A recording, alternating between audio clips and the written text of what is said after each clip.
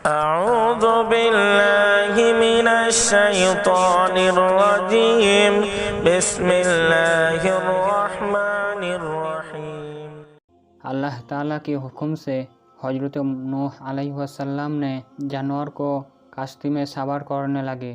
कश्ती में सबसे पहले चूटी को सवार किया और सबसे आखिर में गधे को। गधा दाखिल हुआ तो गधे ने अगला हिस्सा कश्ती में दाखिल किया। इब्लिस में इनके दुम में लटक गया, जिसकी वजह से गधा अपना पाँव ना उठा सका। तब हजरत नूह अलैहिस्सलाम ने कहा, तेरी खराबी हो, तू दाखिल हो जा।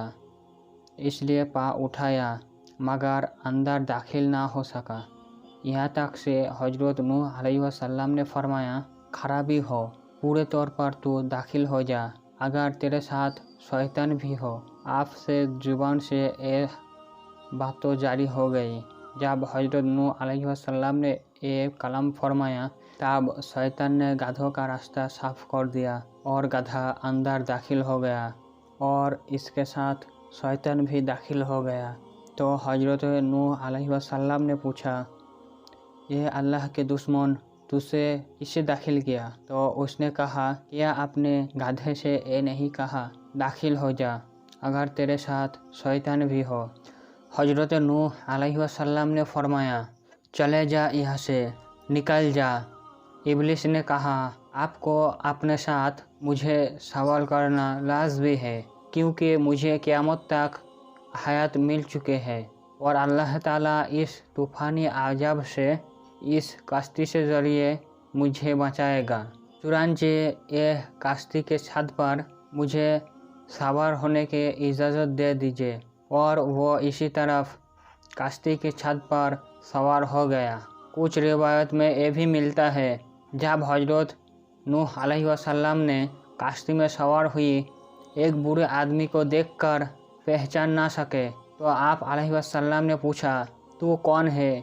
इसने कहा, मैं इब्लिस हूँ। हजरत नूह अलैहिस्सलाम ने पूछा, तू किस लिए दाखिल हुआ? इसने कहा, मैं इसलिए दाखिल हुआ ताकि मैं आपके साथियों के दिल को ख़राब करूं और इनके दिल मेरे साथ हो और बदन आपके साथ। तो हजरत नूह अलैहिस्सलाम ने फरमाया, यह अल्लाह के दुश्मन, यहाँ से निकल जा।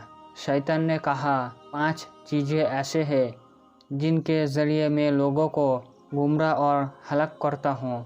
इनमें से 3 चीज़ों को आपको बता दूँगा, 2 नहीं बताऊँगा, लिहाजा आप मुझे कश्ती से ना निकलाएं। फिर अल्लाह ताला ने हजरत नूह अलैहिस्सलाम की तरफ वही नाजिल फरमाई, यह नूह, आपको ये 3 चीज़ों की ज़रूरत नहीं है, इसको हुक्म दो, वो 2 चीज़ ही बता दे।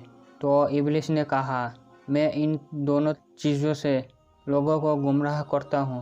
वो ये है, एक हसद जिसकी वजह से मैं मानून हुआ और शैतान मरदूत हुआ, और दूसरे हिर्स। अल्लाह ताला ने हजरत आदम अलैहिस्सलाम के लिए पूरी जन्नत हलाल फरमा दी और हजरत आदम अलैहिस्सलाम को जन्नत में हमेशा रहने की ख्वाहिश दी, और इसके हिर्स की वजह से मैं अपनी मकसद से कामयाब हुआ।